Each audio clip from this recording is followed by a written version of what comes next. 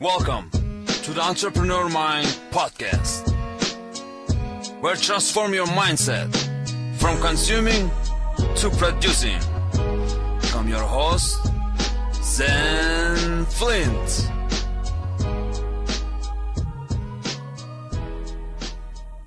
Welcome to Entrepreneur Mind podcast. This is Zen Flint. Today we have a very special guest all the way from Sydney, Australia.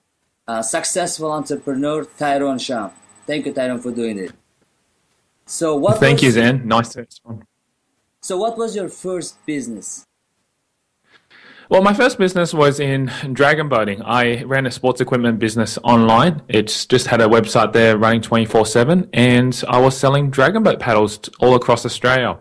And that was my first business that I started out. It was a six-figure income business, which was very successful, and it did give me some time back only after I started outsourcing a lot of the work. So it was a good business to run, and since then I've sold that business. So that was my first business that I ever started. It was online, based online? Yes, it was a complete online e-commerce shopping store. So what happened was people would, from word of mouth and also just a little bit of our marketing, we would be able to capture some people coming through to the website and they purchase. It was an automated process, so if they had a particular paddle that they wanted or particular item that they want to purchase, such as shirts, shorts, wax, anything related to dragon boating, they'd come on the store, do some searching, and then simply just click the buy now button and order it. And then once it be ordered, come through to us, and then we dispatch it to them. So it was an online e-commerce store targeted very much for just dragon boating in the sports equipment niche. So where did you get the inspiration or idea to start that business? Yeah, that's a good question. A lot of times it usually comes from what you do. So for me, I was heavily involved in dragon boating as a sport. I started out just paddling as just a recreational thing, and then from there, it just turned on me that I wanted to get more heavily involved. So in a very short period of time, I started competing at the smaller events, and then from there got into a national team, and then I was also invited to compete internationally. And from there, it kind of led me to go, okay, I really need to get up my game, so I need to invest a lot more money into buying better equipment. And that's where paddles came in. First started off with like just a wooden paddle, and it was quite heavy. And then I was looking around to see if I can find sort of like a carbon fiber paddle, which is what a lot of top elite athletes use. But unfortunately, carbon fiber paddles were not for sale in Australia. You had to actually get them from US or Canada, or even import them from China. And there's a few suppliers over in Hong Kong as well. But to do that, the cost of shipping was really high. For a paddle, you'd be looking at spending between $280 to $350. To import just that one paddle across would cost you between $200 to $250 just to that. So it was pretty much double the price. And I was not willing to pay that much money just for one paddle. And the reason why it costs that much, it's not as simple as just shipping it over and, keeping the cost down, is because it's a very, very long type of paddle. So you had to have it in a specific length, and that's what made it really expensive to ship it across.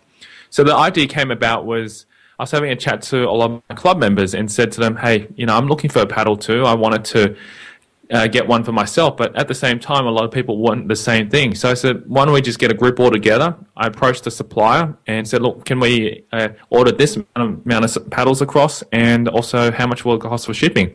So I managed to order, I think, about 20 to 30 paddles in the first batch, and saved myself humongous on shipping because the shipping cost was covered by everyone else, and I got myself a free paddle. So that's where it started, and turned into a business, and people kept asking. So I thought, rather than just do these group orders once in a while, I just thought, set up a website, let people know you can hop on there, and we'll just import the stock here, and then whenever people need to buy it, they just hop on and pay for it, rather than just contacting me all the time. I just had other things on, so I didn't want to be picking up calls all the time. So I turned it into a website and business.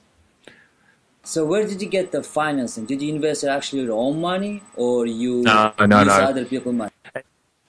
other people's money. So I didn't even need to invest a single cent into the business to start off because everyone paid for the paddle before I even received the paddles. So that was really good. It covered all that cost without me having to invest. And then since then, when I started making some money on that, pretty much all the money that I profited from making these paddles, I reinvested back into the business again and just kept buying more stock and keep growing. And that's really how it started. I didn't actually take any money out of the business probably for at least a year or two. So it was good. It was profitable from the day one, but I just kept reinvesting. Great. What about your background? Do you have any education? Did you go to school, or you have a business degree? Well, my background comes from computer science. I did go to school. I finished and graduated in high school. Then I went over to study uni for 3.5 years in a Bachelor of Computer Science. So my background is computer related. So I kind of did have some experience with regards to building websites, but it was a nightmare doing it myself. Like initially, the first website creator, I did it myself, but it just didn't look good. It was just very plain, simple, basic, and it just took transactions. After a period of time when I realized that I could outsource this stuff and find a good professional web developer to do it, everything changed for me, and it was just a lot better in that sense. It was just faster. I didn't have to spend my time fixing up problems and all that kind of stuff. So even though I have a computer science background or computer degree under my sleeve, I still don't do any programming or any of that kind of stuff myself. And I guess coming back to my education and background, well, when I first finished computer science and I graduated, I actually went out and started working as a real estate agent, as a sales representative to sell properties in my local area. So I didn't even go into computers even then, and that's really where my journey started, as getting into that kind of side of things. I guess you can say I went along the path of being an entrepreneur, and it wasn't really until after I started working in real estate and also running my father's business that I really got out there and started creating my own business, and that's where it's led me to today. Great. What do you think is the main difference between an entrepreneur and employee? Oh, many things. Mindset is definitely one thing. It depends on what you do as well. I know there are some people who are entrepreneurs and also employees, and the reason why they're that is because they're probably still starting out on a business and still needing the funds from your job, because a lot of people who do start their own business don't just jump into the business unless they've got some kind of backup or funds. So having a secure job is actually helpful because it can actually fund your business along the way, especially your personal expenses. And that's how I did. I was still working within my father's business. I was on a salary for that, and at the same time I started up the Dragon Boat business. So coming back to the difference between entrepreneurs and employees, as I said, the mindset's the biggest difference. The mindset with an entrepreneur is that we look to generate income through our business rather than actually working for the hour. So it might take you a lot more hours than an employee would be. You might be spending 60 hours a week or something like that for the first year or so just to get your business up and running, to really handle everything. But over a period of time, if you're looking from a medium to long-term perspective, it'll cut down, because once you hire more people, once you grow your business, you can actually take a lot more time away from you. So that's definitely one thing, because if you're an employee, you basically get paid on the hour. So there's kind of really no choice on how much you can grow. So with an entrepreneur's mind, you know that over a period of time, you're just going to continue to grow and grow your income. And that can be basically, there's no ceiling to that. You can just keep growing up to unlimited amounts. Whereas with an employee, you're stuck to a 9-to-5 job or salary, and you're paid hourly basis. And I think that's probably one of the biggest difference. The second thing is that with an entrepreneur, you're willing just to get out there and look for business. You have to go out there and really, really put it together. With an employee, you're guaranteed income. So even if you're a sales agent, or even if you're working in an administration role, you've got no pressure to actually perform. You can pretty much just walk in, work 9 to 5, and still get paid the same, as long as you just do some of the work that's required. So I think those are probably two of the main things that I see are really the biggest difference. And it all comes back down to your mindset. Changing your mind to go out there and start your own business is a big challenge for a lot of people. And until you get comfortable doing that, because I've been running my own business for many years now, probably at least 6 or 7 years, I've got so used to becoming an entrepreneur, I have to go out there and make it happen rather than rely on someone else to pay me.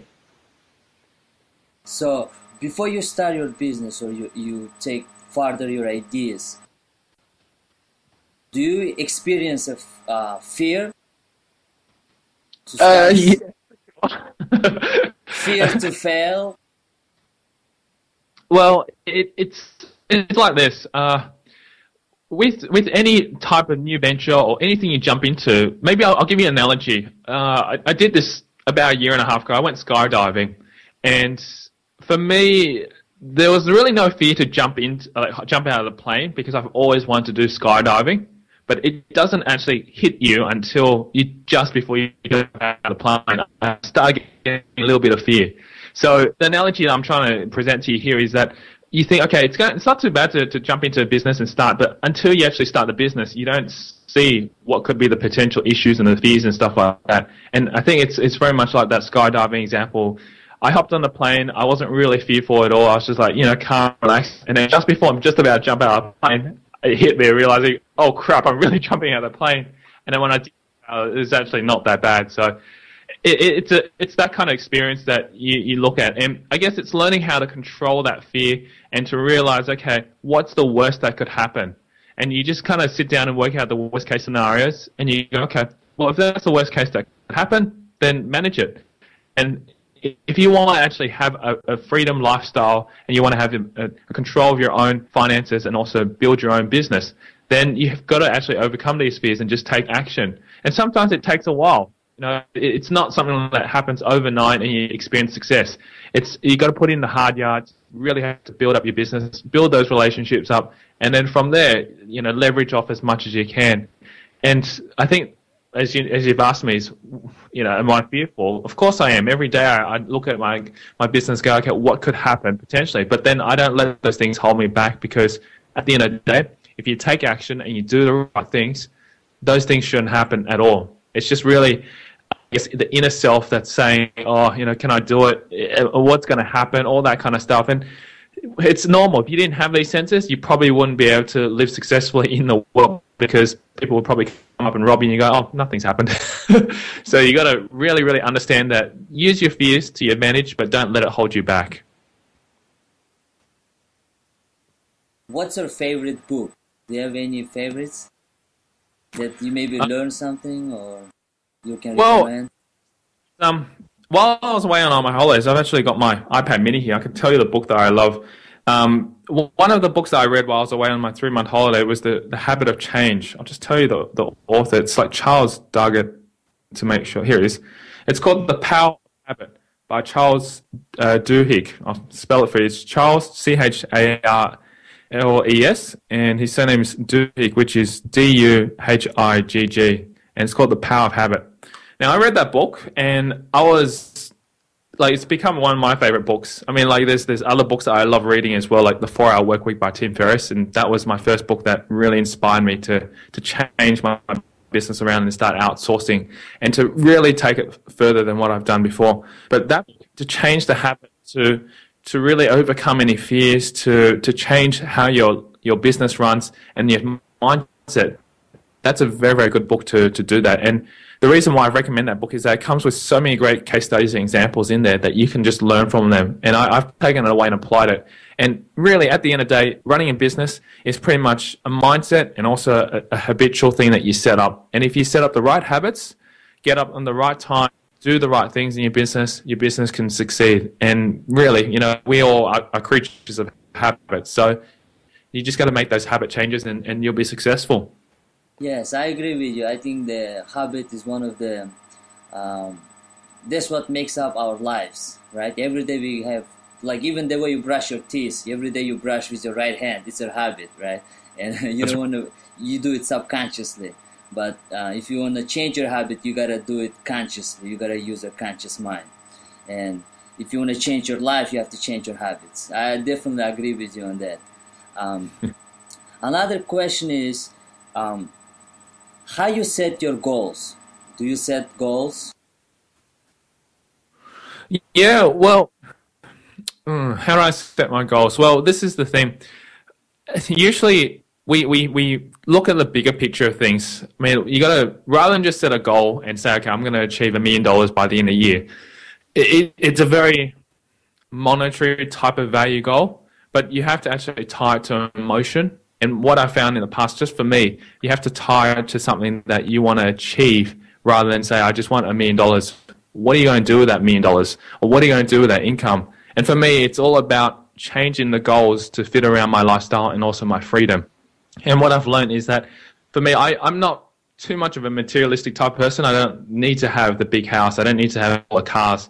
What I love having is free time, freedom to do whatever I want, to travel. You know, like if I didn't plan out and have the business running the way it was last year and be able to take off those 3 months, I wouldn't be able to do what I did.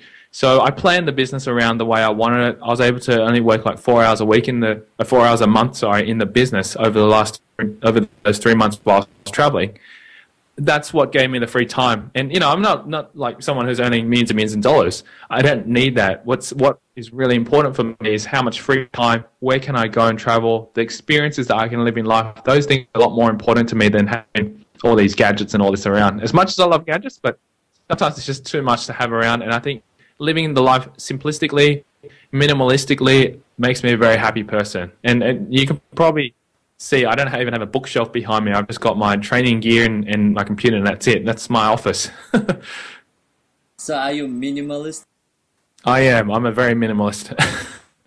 I don't like clutter. So as soon as anything comes in my door, like, for example, I've got my scanner here. I don't actually even have a filing system. It's all online. So I've got my filing system on Evernote, and any bills or any invoices or anything that comes in, I scan it. As soon as it's scanned, I shred it, and that's it. I don't have any paper around me, which is great because it keeps my mind free. The only thing I've got is my computer, my mic, my keyboard, and that's it, and my iPad mini, just to keep me happy for reading. So yeah, I'm very much minimalistic, and it helps you clear the mind so that way you can focus on things. And I guess I've sort of sidetracked, but coming back to your goals, the way I look at how to set goals is I look at what do I want to achieve overall. So if I want to take 3 months off or 6 months off, whatever the time frame, I look at that first and I go, okay, I'll work backwards on how I can actually achieve those goals. Then I break it down and I look at, okay, how much money do I need to be able to achieve that? How much time do I need to actually work towards that goal? And also then from there, I break it down to, okay, how many sales do we need to make for our business to be able to generate that kind of income? And then break it down, okay, who am I going to delegate it to? And then from there, how much time do I want to work in the business? So, yeah, it's for my goals, it's really just an overall big picture thing. And then I break it down into smaller sections. And yes, we do have budgets for our business. Like Justin and I work very closely in our video business to work out what are going to be our budgets and our targets for the year. And we've got those set as our goals. But at the end of the day, that's not the end all and be all. What we have as well too is how we can help grow our team and also how we can increase our business through different means. And I think the exciting aspects of what we do is how do we market our business in a way so that it makes us stand out and be different? Because when you do that, income automatically comes in. How you manage your time and how many hours do you work on average a day? Well, it varies. Like today I was out this morning seeing a doctor for my foot. So it's not something that is very much of a set time. I might start working first thing in the morning because I'm a morning person. So I'll be up at like 7 o'clock and I'll probably work a little bit between 7 to 9. Then I'd exercise for an hour. Then I'd have lunch, chill out a little bit. Then after that, I might just come back at it. So it's not like set hours between 9 to 5. I've got to actually do it. It's very much when I feel that I've got the energy, which is first thing in the morning, I usually get it out of the way. And then usually by the afternoon, either I'm out filming with Justin or I'm actually doing other things with my team. So most of the time, it's very much, I say, ad hoc, and I make the most out of it. I do have other things on. Like yesterday, I was out with a client, so obviously I wasn't working in the office to do anything like that. The other day, we're out for a whole day filming. It's pretty much whenever we have the energy and the motivation, we'll do it. But to be honest, it's very much first thing in the morning is when I'm the best in the fresh. So those couple of hours, I think, is probably the best time for me. And then the rest of the day, whenever I feel like I need to do something, I will. Great. What kind of business are you doing right now? Well, our main focus of our business is to help other businesses rank on the first page of YouTube and also Google, and we also do video editing and video production for these companies.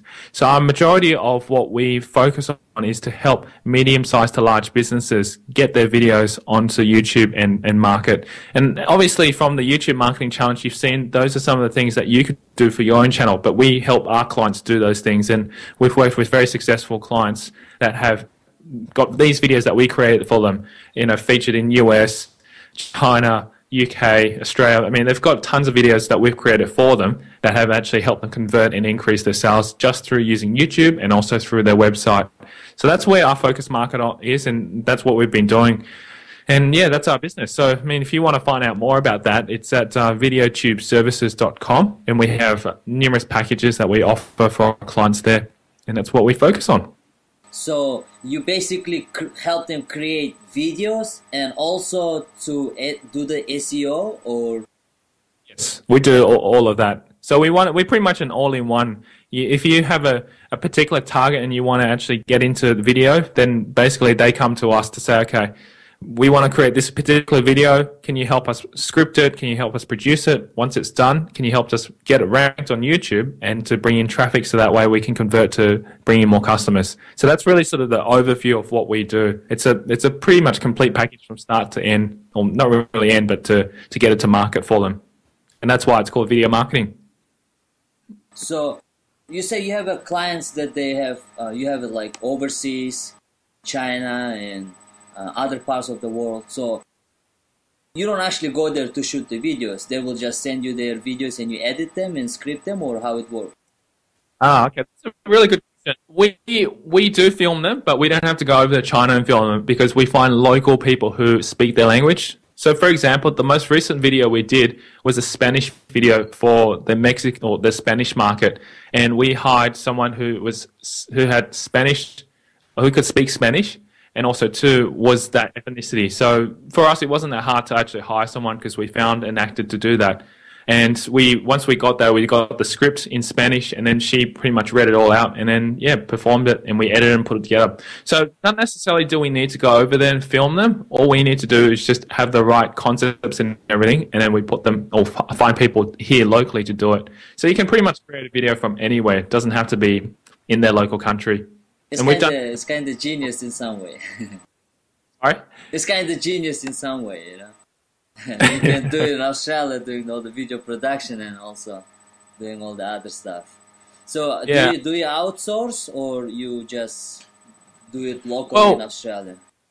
Component of our business is to actually have it outsourced, but the term outsource has been used very loosely, and like in my business, I have a full team that I've hired full-time working in the Philippines. And yes, you can say that that's outsourcing, but for us, it's really building a team because they're part of our team. They're no different to an employee sitting here next to me comparison to sitting them overseas inside the Philippines.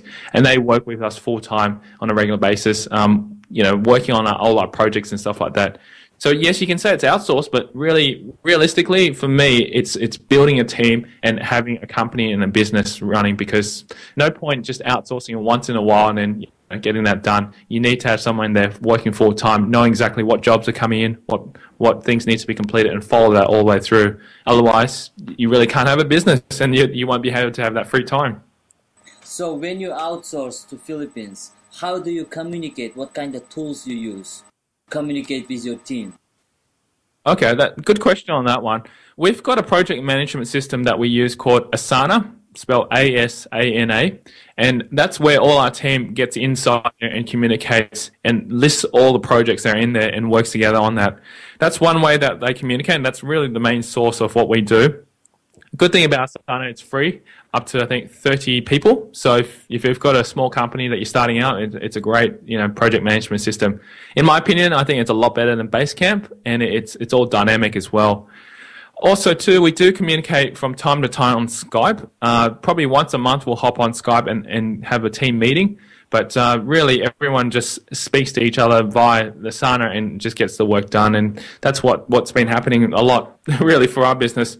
As I said, I'm because my schedule and stuff like that doesn't have a set time, we don't always hop on and have these set meetings. And if it's not necessary, like meetings, I don't even do it. That's the thing. If it's something that is urgent that we need to speak about, then basically, yeah, we'll arrange a time and do it. But most of the time, I leave it up to my staff because I trust them. I leave it up to my team to solve the problems. And if they really, really can't do it, then yes, they'll ask me. But I say, look, it's your responsibility to handle this client and work with that client. Otherwise, I'd be getting myself involved too many times and I won't have any time to do anything for myself. So really, it's just all about setting up the systems in place, automating it, and then letting your team run the business. So you must be pretty good at setting up the system, right? Because it's not easy to set up a system. Well, that's the point. I love building and creating systems, and I love automating things. That's really where my strengths are when it comes down to putting a business together. In terms of the marketing side, I'm pretty good at that as well, but I think Justin's probably better than me at that. And this is where I guess it's good to have a business partner to work together side by side. So for me, I've been working very heavily on the back end stuff, creating all the products and making them all automated so that people can go through the funnel and buy the products. I've also set up the website, setting up the project management system. All those things have been what I've been doing behind the scenes and just making sure that everything's running smoothly. So you can pretty much say I'm sort of the operations director or operations manager behind the scenes, that kind of stuff. But, once it's all set up, well, you just take time off and just enjoy and just reap the fruits of your labor. It's fantastic. And I think this is the ultimate goal, not just to own your own job and then end up working all your time just for your job and you not have the time to enjoy for yourself or your family, and then I think this is the main idea, to be an entrepreneur who can enjoy the time, freedom, and have a system that will do the job for you. So absolutely. What about the customers? How you find your customers? Yeah, this is a huge topic. There's so many ways that you can look at it. Well, first thing is most people and most businesses should be focusing at least 60 to 70% of the time on marketing, really getting the word out, finding and prospecting for new customers. Otherwise, you've really got no business, you've got no cash flow, you've got nothing. So that should be a majority of your time should be spent doing that. And how do we go about that? Well, two things. I should say there's a lot of other methods that we use, but we focus on probably a couple of things. The first one is YouTube. That's what we focus on. And that's the reason why we've got our 5-minute video marketing channel out there, and we provide as much content to people as possible and also show them what we do. By doing that, it helps us build our brand, but also at the same time shows people that what we talk about is what we really do. And then that way, if you implement that stuff, it will work because we know it's worked for our clients. So YouTube is a big aspect of what we do, and it's shown to a lot of our clients proof and also evidence that what we do works. So that's number one. Second thing is, because we're in Australia, we prospect a lot for locally. But I think what we do very well is that we market ourselves through our referrals and our clients. So a lot of the business that we gain is usually through word of mouth, having relationships with a lot of good joint venture partners that help us and also refer business to us.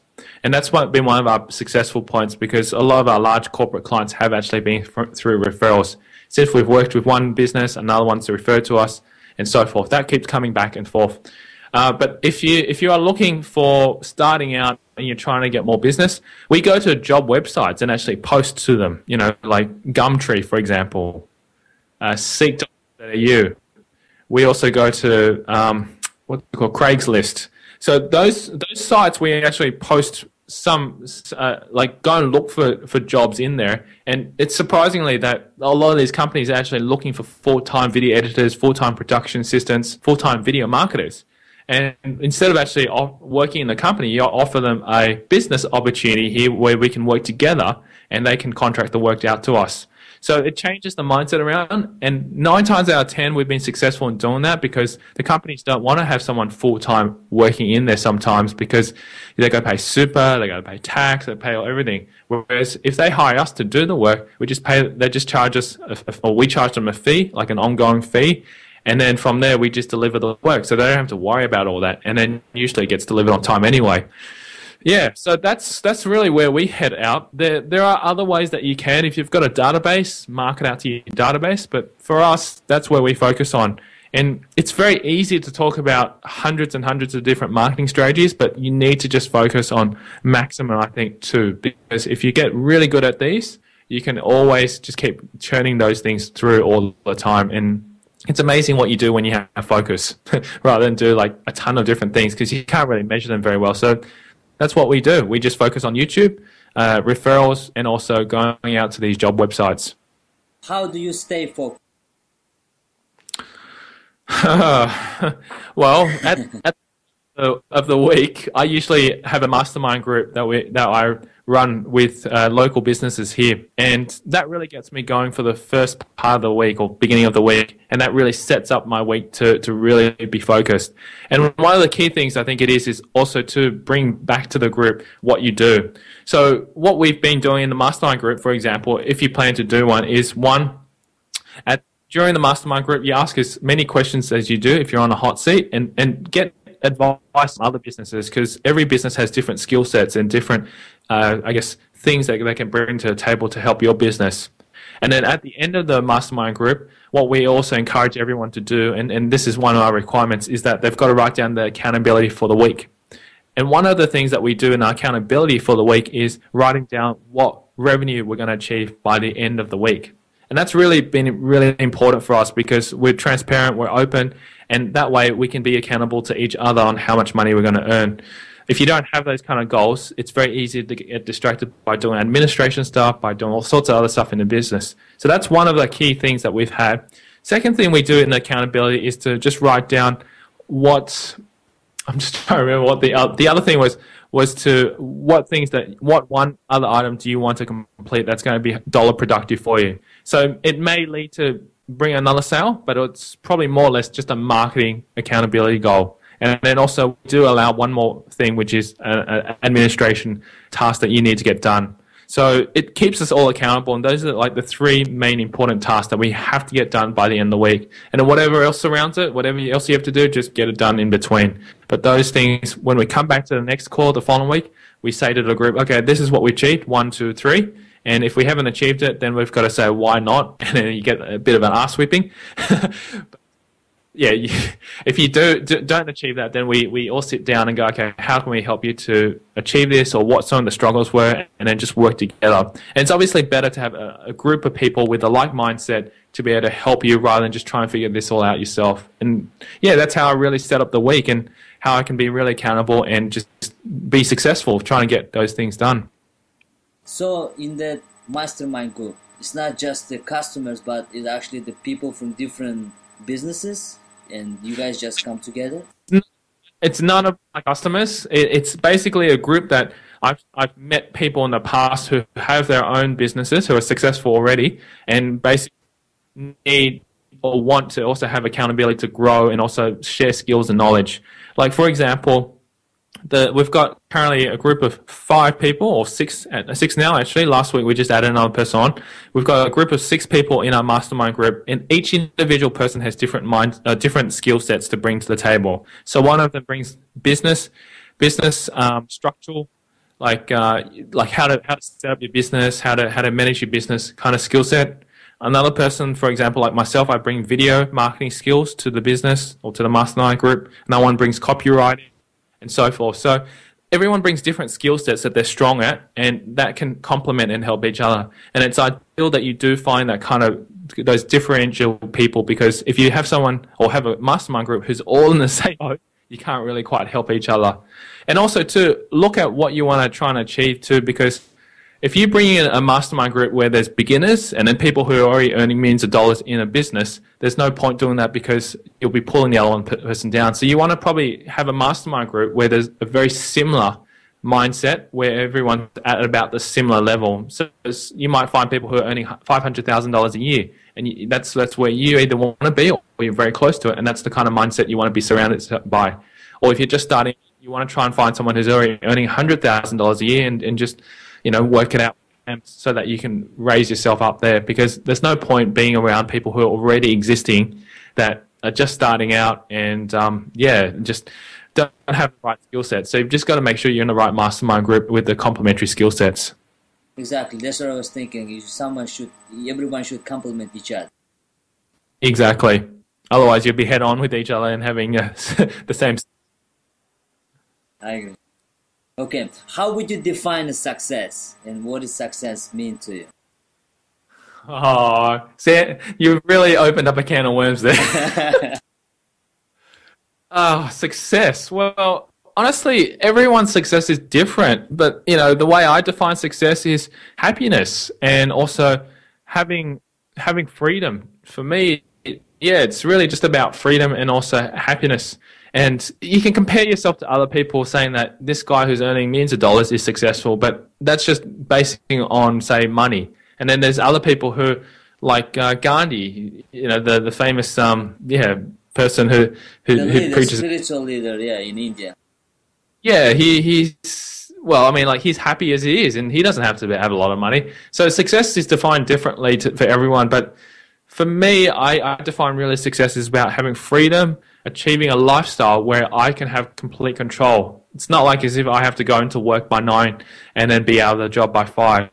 I'm not ruled by those things. I can travel when I want to. I can plan my life when I want to. That's really freedom, and that's what I define as success. And some people might even define success as being able to be alive and waking up happily every day. That could be success as well. So, it's very hard to define, but as I said, that's what I define for myself as being successful. And I don't compare myself to anyone else because everyone else has different goals and strategies in their life. It was such a inspiring to actually having this conversation with you. I mean, I learned a lot from you in this interview. Thanks, Zen.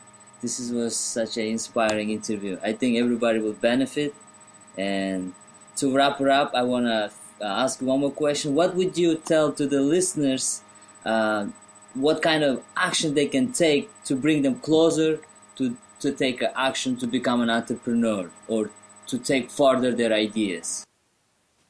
That's a good one. Well, usually at the end of every single interview I've done is I've always emphasized just taking action. But the thing is not just taking action by just going out and doing whatever.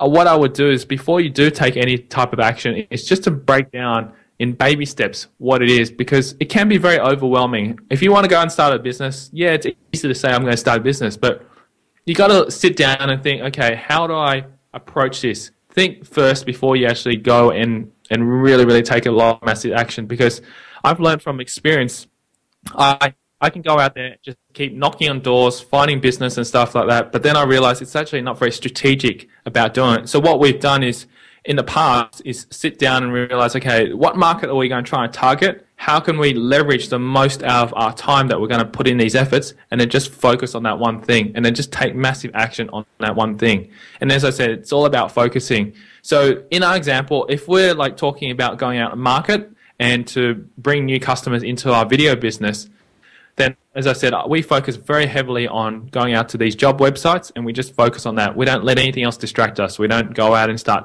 a Facebook marketing campaign. We don't go out and start having all these webinars and seminars and all that kind of stuff. We just focus on that one thing and just keep doing it and doing and doing. And sometimes it's challenging, because when you see that bright, shiny new object, it's very easy to run into that. So for me, I'd recommend focus and take action on that focus that you do. And those are the 2 takeaway points that I can give everyone to do, because that's what I do in my business. And if you just do those, I think you'll achieve a lot of things and be successful in the way you want to be as well. Great. So if people want to, listeners, if they would like to find out more about you, where they can find you? Sure. You can check out our channel at 5minutevideomarketing.com. That's the website details. Or if you want to go to the short key, it's just fmvm.co, and that's the short key you can visit there. And you'll be able to contact me via our website or our YouTube channel. And if you do want to check out what Zen's also been involved in, which is the YouTube Marketing Challenge, you can check it out at youtubemarketingchallenge.com, and you'll be able to see all the results and everything there. And it's been great, because we've seen over 100,000 views combined across every single challenge that has been involved. So congratulations to all you guys, and it's been fantastic. Thank you very much. And I hope we're gonna make another interview. Yep, likewise. All right, you take care now, Tyrone.